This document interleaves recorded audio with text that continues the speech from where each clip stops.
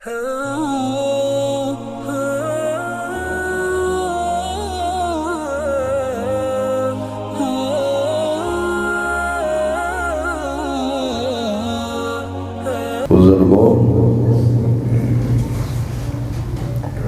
بھائیو عزیزو، 13 رجب کو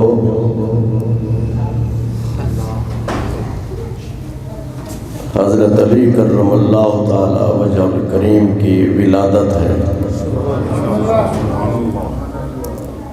اس حوالے سے آج مختصر گفتگو ہوگی، تفصیلی گفتگو انشاءاللہ آئندہ جمعۃ المبارک کے خطاب میں۔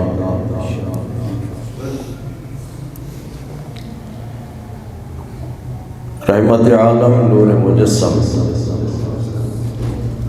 صلی اللہ علیہ وسلم نے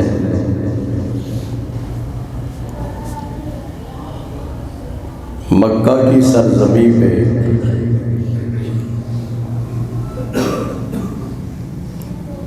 جب توحید و رسالت کا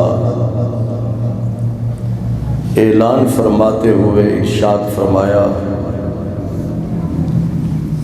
لا الہ الا اللہ محمد الرسول اللہ۔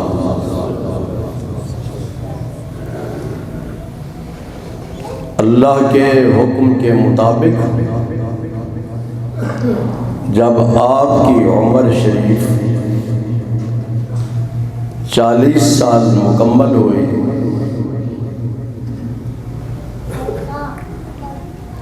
غار حرا میں عبادت میں مصروف تھے۔ یہ غار حرا کہاں ہے؟ مولوی صاحبان خاموش رہیں۔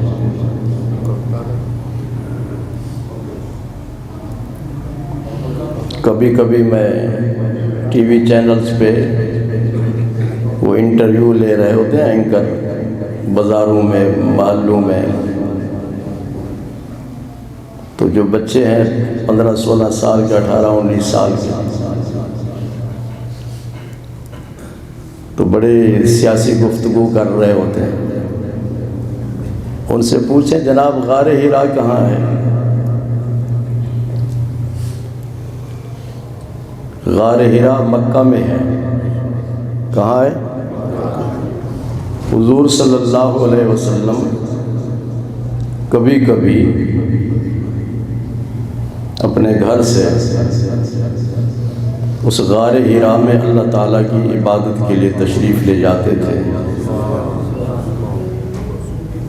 کئی دن گزر جاتے تھے۔ ایک دن ایک شخص آیا، غار حرا میں ایک شخص آیا، اس نے کہا اقرا،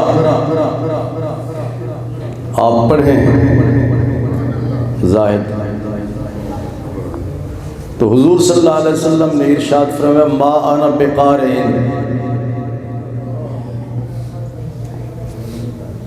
اس کا معنی یہ نہیں ہے ذوالفقار صاحب کہ میں پڑھا ہوا نہیں، میں نہیں پڑھتا، انکار کر دیا میں۔ تو حدیث پاک میں بخاری کی حدیث ہے کہ اس نے حضور صلی اللہ علیہ وسلم کو اپنے بغل میں لیا اور اپنی پوری طاقت خرچ کی، پوری طاقت سے آپ سے بغل گیر ہوا۔ پھر اس نے کہا اقرا، آپ نے فرمایا ما انا بقارئ، میں نہیں پڑھتا۔ پھر اس نے اسی طرح بغل گیر کیا اور بڑی طاقت اپنی خرچ کی، پوری قوت سے دبایا۔ پھر کہتا ہے اقرا، آپ نے فرمایا ما انا بقارئ، میں نہیں پڑھتا۔ روایات مختلف ہیں۔ پھر اس نے اپنے بغل میں لیا اور اپنی پوری قوت کے ساتھ دبوچا، پھر کہا اقرأ بسم ربک الذی خلق، اگر میرے کہنے پر نہیں پڑھتے تو اللہ کے نام پہ پڑھ لیں۔ تو حضور صلی اللہ علیہ وسلم نے پڑھنا شروع کر دیا، اقرأ بسم ربک الذی خلق۔ پھر جب وہ چلے گئے، وہ آدمی چلا گیا، تو حضور صلی اللہ علیہ وسلم گھر پہ تشریف لائے، حضرت خدیجہ رضی اللہ تعالی عنہ کو ساری بات بتائی، اور سخت سردی تھی لیکن پسینہ سے شرابور تھے۔ انہوں نے عرض کیا آپ نہ گھبرائیں، یہ اللہ تبارک و تعالیٰ کا فرشتہ ہے جو نبیوں کے پاس یہ جاتا ہے اللہ کا پیغام لے کر، اور وہ اللہ کا پیغام لے کر آیا۔ تو پیغام پہلا کیا پیغام تھا حضور صلی اللہ علیہ وسلم کا؟ حاجی رفیق، پہلے آپ نے یہ نہیں کہا لوگوں کو نماز پڑھو، یہ نہیں فرمایا روزہ رکھو، یہ نہیں فرمایا حج کرو، یہ نہیں فرمایا زکوٰۃ دو۔ آپ کا پہلا پیغام کیا تھا؟ لا الہ الا اللہ محمد الرسول اللہ، اللہ کے بغیر اس کائنات میں کوئی سچا خدا نہیں، محمد صلی اللہ علیہ وسلم اللہ تعالیٰ کے رسول ہیں۔ مکے میں انہوں نے ایک خدا نہیں بنایا ہوا تھا، سینکڑوں کی تعداد میں انہوں نے خدا بنائے ہوئے تھے، شرک میں مبتلا تھے۔ وہ اللہ کو بھی مانتے تھے، اللہ کو بھی مانتے تھے، لیکن اللہ کے برابر دوسروں کو خدا سمجھتے تھے۔ وہ اللہ کو بھی خدا اور ان کو بھی خدا، اس لیے ان کو مشرک کہا گیا۔ جی مشرک کا معنی برابر کرنے والا۔ انہوں نے اپنے بتوں کو حضور اللہ تعالیٰ کے برابر سمجھا ہوا تھا۔ تو اللہ کے رسول صلی اللہ علیہ وسلم نے فرمایا اس کائنات میں سچا خدا صرف ایک ہے، اس کے علاوہ کوئی خدا نہیں ہے۔ ان کے خداؤں میں سے ایک خدا کا نام لات تھا، ایک کا نام منات تھا، ایک کا نام عزا تھا، ایک کا نام حبل تھا، اسی طرح اور بھی نام رکھے ہوئے تھے۔ تو حضور صلی اللہ علیہ وسلم نے ارشاد فرمایا کہ اللہ کے بغیر نہ لات خدا ہو سکتا ہے، نہ منات خدا ہو سکتا ہے، نہ عزا خدا ہو سکتا ہے، نہ حبل خدا ہو سکتا ہے، کوئی بھی خدا نہیں ہو سکتا، وہی سچا خدا ہے۔ اور آپ نے ارشاد فرمایا میں جو دین لے کر آیا ہوں، دین کا معنی ضابطہ حیات، دستور زندگی، آئین۔ پاکستان کا آئین ہے جس کے مطابق ہم زندگی بسر کر رہے ہیں، ہے نا آئین؟ تو حضور صلی اللہ علیہ وسلم کو جو رب نے آئین دیا اس کا نام اسلام ہے۔ کیا ہے؟ اسلام۔ اسلام آخری دین ہے، اس کے بعد اس کے بغیر قیامت تک کوئی اور دین نہیں آ سکتا۔ اللہ نے آپ پر قرآن مجید نازل کیا، یہ اللہ کی آخری کتاب ہے، قیامت تک کوئی اور کتاب نہیں آ سکتی۔ آپ اللہ کے آخری نبی ہیں، آپ کے بعد قیامت تک کوئی نبی نہیں آ سکتا۔ ہمارے پاکستان کی قومی اسمبلی نے سن 73 میں یا 74 میں یہ قانون آئین کا ایک حصہ بنایا کہ جو شخص حضور صلی اللہ علیہ وسلم کے بعد اپنی نبوت کا اعلان کرتا ہے کہ میں نبی ہوں، وہ دائرہ اسلام سے خارج ہے۔ جتنا مرضی ہے کلمہ پڑھتا رہے، قرآن پڑھتا رہے، حدیثیں پڑھ کر سناتا رہے، تقریریں کرتا رہے اسلام کی حقانیت پر، اور اگر وہ دعویٰ کرتا ہے کہ میں نبی ہوں، وہ جھوٹا ہے، وہ دجال ہے۔ ہماری قومی اسمبلی نے یہ آئین پاس کیا۔ کچھ شیطان ایسے بھی ہیں جن کا ارادہ، مکروہ ارادہ یہ ہے کہ اگر اسمبلی کے اندر ہمیں 2/3 اکثریت مل گئی تو ہم اس قانون کو ختم کر دیں گے۔ حضرت علی کرم اللہ تعالیٰ وجہ الکریم جب حضور صلی اللہ علیہ وسلم نے اپنی نبوت کا اعلان کیا اور رسالت کا اعلان کیا، اسلام کی حقانیت کو بیان کیا، تمام بڑی عمر والے لوگوں میں سب سے پہلے جس نے اسلام قبول کیا وہ حضرت ابوبکر صدیق رضی اللہ تعالیٰ۔ جس نوجوان نے ابھی بالغ نہیں ہوئے تھے، حضرت علی کرم اللہ تعالیٰ وجہ الکریم بچے تھے، جس نے بچوں میں سے سب سے پہلے جس بچے نے اسلام قبول کیا وہ حضرت علی کرم اللہ تعالیٰ وجہ کریم۔ اسلام قبول کرنے کا مطلب کیا ہے؟ اسلام قبول کرنے کا مطلب یہ ہے کہ اسلام نے جو کچھ کہا ہم اس پہ عمل کریں گے۔ جو کچھ اسلام نے کہا اس پر عمل کریں گے، اسے مسلمان کہتے ہیں۔ اسلام نے کیا کہا؟ جھوٹ نہ بولو۔ جی، اسلام کی تعلیمات میں ہے غیبت نہ کرو، کسی کا گیلہ نہ کرو۔ اسلام کی تعلیمات میں ہے کہ دل میں بغض نہ رکھو، تمہارے دل میں حسد نہیں ہونا چاہیے۔ اسلام کی تعلیمات میں ہے کہ نماز فرض ہے۔ اسلام کی تعلیمات میں ہے کہ زکوٰۃ فرض ہے۔ اسلام کی تعلیمات میں ہے کہ حج فرض ہے۔ اسلام کی تعلیمات میں ہے کہ ماہ رمضان کے روزے فرض ہیں۔ اسلام کی تعلیمات میں یہ ہے کہ ماں باپ کا ادب کرو، احترام کرو۔ اسلام کی تعلیمات میں یہ ہے کہ اپنے سے بڑی عمر والے کا ادب کرو، احترام کرو۔ اسلام کی تعلیمات میں سے یہ ہے کہ چھوٹے سے کے ساتھ شفقت کے ساتھ پیش آؤ۔ اسلام کی تعلیمات میں یہ ہے کہ فحاشی اور عیاشی سے دور رہو، بے حیائی سے دور رہو، جھوٹ فریب سے دور رہو، الزام نہ لگاؤ کسی پر، جی بہتان نہ لگاؤ۔ اور اسلام میں بہتان کی سزا کیا ہے؟ 80 کوڑا۔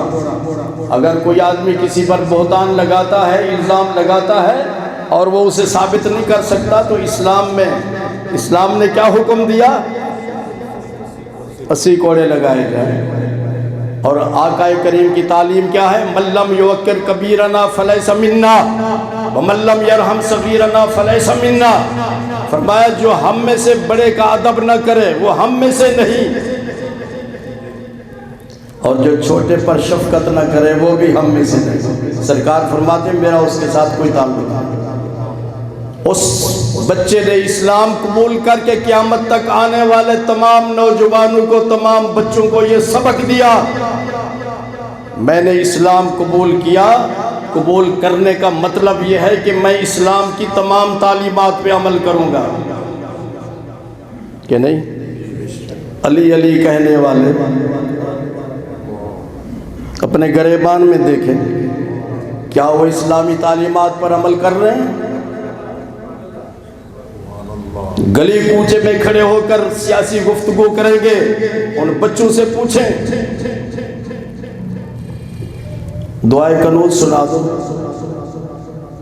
جی نہیں سنا سکتے۔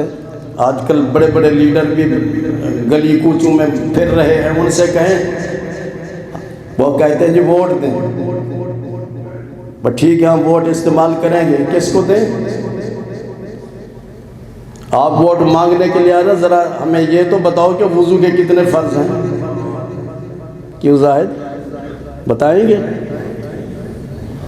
حضور صلی اللہ علیہ وسلم نے فرمایا قص الشوارب وواف اللحیٰ، مونچھیں کتراؤ داڑھی بڑھاؤ۔ جی یہ سارے آ جاتے ہیں۔ حضرت علی کرم اللہ تعالیٰ وجہ الکریم نے اسلام کی تمام تعلیمات پہ عمل کیا۔ وہ ایسا بچہ تھا، وہ ایسا بچہ تھا جس نے اسلام کی تمام تعلیمات پہ عمل کیا۔ اور یہی وجہ ہے کہ میرے آقا کریم صلی اللہ علیہ وسلم نے ارشاد فرمایا انا مدینۃ العلم وعلی بابها، میں علم کا شہر ہوں، علی اس کا دروازہ۔ اور ارشاد فرمایا من کنت مولا فعلی مولا، جس کا میں مولا ہوں علی اس کا مولا ہے۔ مولا کے 17 معنی ہیں رفیق، کتنے ہیں؟ لفظ ایک ہے، معنی 17 ہیں۔ ایک مولا کا معنی ہے سردار، جس کا میں سردار ہوں علی اس کا سردار ہے۔ دوسرا مولا کا معنی ہے محبت کرنے والا، میں جس سے محبت کرتا ہوں علی بھی اس سے محبت کرتا ہے۔ تیسرا معنی اس کا ہے محبوب، جس کا میں محبوب ہوں علی بھی اس کا محبوب ہے۔ اور پھر حضرت علی کرم اللہ تعالیٰ وجہ الکریم شان کیا ہے؟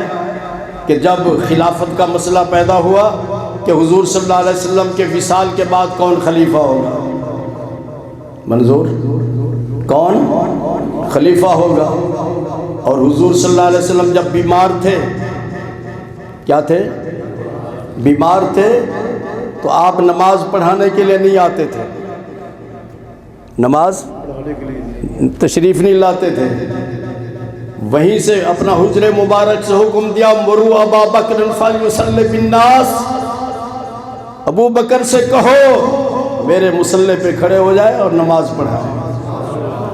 حضور صلی اللہ علیہ وسلم کی پوری زندگی میں 18 نمازیں حضرت ابو بکر صدیق رضی اللہ تعالیٰ عنہ نے پڑھائی، اور جب یہ مسئلہ پیدا ہوا کہ حضور صلی اللہ علیہ وسلم کے بعد کون خلیفہ ہوگا، تو اس وقت حضرت علی کرم اللہ تعالیٰ وجہ الکریم نے ارشاد فرمایا، لوگوں سن لو، جس کو حضور صلی اللہ علیہ وسلم نے ہمارے دین کا امام بنایا وہی ہماری دنیا کا بھی امام ہوگا۔ جی بڑوں کا ادب اس طرح کیا جاتا ہے، استنجا کرنا نہیں آتا اور گفتگو بڑی لمبی چوڑی کرتے ہیں آج کل کے نوجوان۔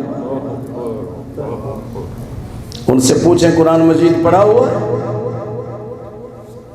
قرآن مجید نہیں پڑھا ہوا۔ وضو کا فرض پوچھو کہ وضو کے کتنے فرض ہیں، وضو کا طریقہ،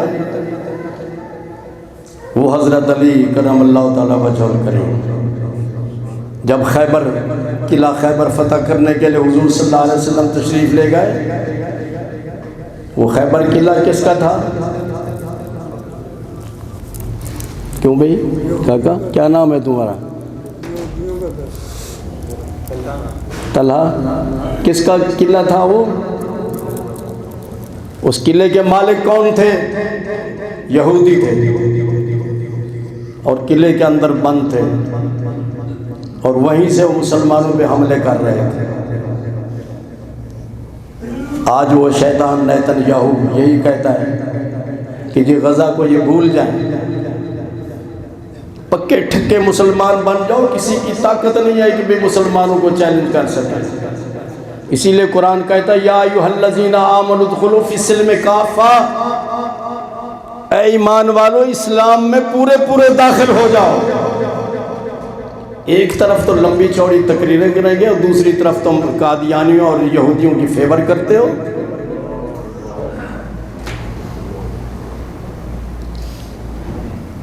سمجھ آ رہی ہے؟ تو حضور صلی اللہ علیہ وسلم تشریف لے گئے، پہلے دن حملہ کیا، کامیابی نہیں ہوئی، دوسرے دن حملہ کیا، کامیابی نہیں ہوئی، تیسرے دن آپ نے ارشاد فرمایا کل کے دن میں اسلام کا جھنڈا اس شخص کو دوں گا جس کے ذریعے خیبر کا قلعہ فتح ہو جائے گا۔ جی چنانچہ تمام صحابہ کی خواہش تھی کہ حضور صلی اللہ علیہ وسلم ہمیں یہ جھنڈا عطا فرمائے۔ جب تیسرا دن ہوا تو حضور صلی اللہ علیہ وسلم نے، صحابہ سارے جمع ہو گئے، حضرت علی کرم اللہ تعالیٰ وجہ الکریم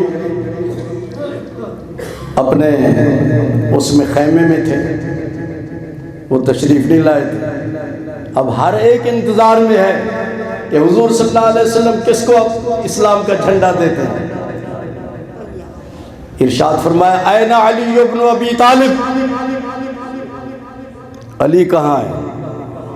عرض کیا یا رسول اللہ صلی اللہ علیہ وسلم ان کی آنکھیں دکھتی ہیں اس لیے وہ نہیں آ سکے۔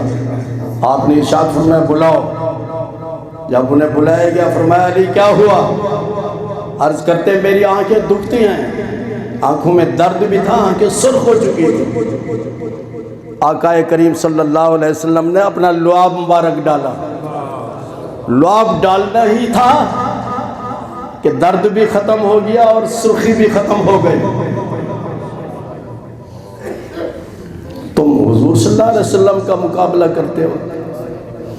ایس خبیثو، وہ ہمارے جیسے تھے، تمہاری تھوک میں بیماری کے جراثیم ہیں اور اللہ کے نبی کی لعاب میں شفا ہی شفا ہے۔ تو ارشاد فرمایا علی یہ جھنڈا پکڑو، اسلام کا جھنڈا، جاؤ خیبر پہ حملہ کرو۔ جب آپ تشریف لے گئے تو یہودیوں کا پہلوان جو بڑا مشہور پہلوان تھا، اس کا نام تھا مرحب، وہ آپ کے مقابلے میں آیا۔ اس نے کہا علی تم جانتے ہو میں کون ہوں؟ اس نے کہا میں مرحب ہوں، میں مرحب پہلوان ہوں اور ہتھیاروں سے میں مسلح ہوں، میرا کوئی مقابلہ نہیں کر سکتا۔ حضرت علی نے ارشاد فرمایا اچھا تم مرحب ہو اور میں کون ہوں؟ انا الذی سمتنی امی حیدرا کاصد غابات کریہ المنظری۔ تجھے معلوم ہونا چاہیے کہ میری ماں نے میرا نام حیدر رکھا۔ حیدر کا معنی شیر، کیا معنی؟ کس نے کہا میں شیر ہوں؟ جی حضرت علی کرم اللہ تعالیٰ وجہ کریم نے فرمایا میں شیر ہوں، اللہ کا شیر ہوں۔ اور شیر جنگل میں ہوتا ہے اور اس کی شکل و صورت کو دیکھ کے لوگ گھبرا جاتے ہیں، تو میں وہ شیر ہوں۔ تلوار اٹھائی، اس کی گردن اڑا دی۔ پھر آپ کی جو ڈھال تھی، ڈھال ہوتی ہے لوہے کی، وہ آگے تھال کی طرح آگے رکھی جاتی ہے تاکہ دشمن کے حملے کو روکا جائے۔ وہ ڈھال گر گئی، یہودی وہ ڈھال اٹھا کے لے گئے۔ حضرت علی کرم اللہ تعالیٰ وجہ کریم نے خیبر کا دروازہ ایسے پکڑا اور اس کو اٹھا لیا اور اس کو ڈھال بنا لیا۔ اللہ اکبر، آپ کی برکت سے خیبر کا قلعہ فتح ہو گیا۔ بعد میں جب لوگوں نے اس دروازے کو 7 لوگوں نے اس کو پلٹنا چاہا، وہ اتنا وزنی تھا کہ وہ پلٹ نہیں سکتے تھے 7 آدمی۔ پھر 40 آدمیوں نے اس کو اٹھانا چاہا تو اٹھا نہیں سکتے تھے۔ تو حضرت علی کرم اللہ تعالیٰ وجہ کریم کو اللہ نے حضور صلی اللہ علیہ وسلم کے وسیلے سے یہ طاقت عطا فرمائی کہ اکیلے آپ نے خیبر کا قلعہ اٹھا کے اور اس کو دروازے کو اٹھا کے اس کو اپنی ڈھال بنایا۔ وہ نوجوان، کیا بات کرتے ہو تم؟ اپنی نوجوانی کو دیکھو، کیا آپ کی نوجوانی اسلام کے مطابق ہے؟ باتیں بڑی بڑی کرتے ہو۔ اللہ تبارک و تعالی اپنے پیارے رسول صلی اللہ علیہ وسلم کے وسیلے سے پوری دنیا کے مسلمانوں کو اسلامی تعلیمات پر مکمل طور پہ عمل کی توفیق عطا فرمائے۔ وآخر دعوانا الحمدللہ رب العالمین۔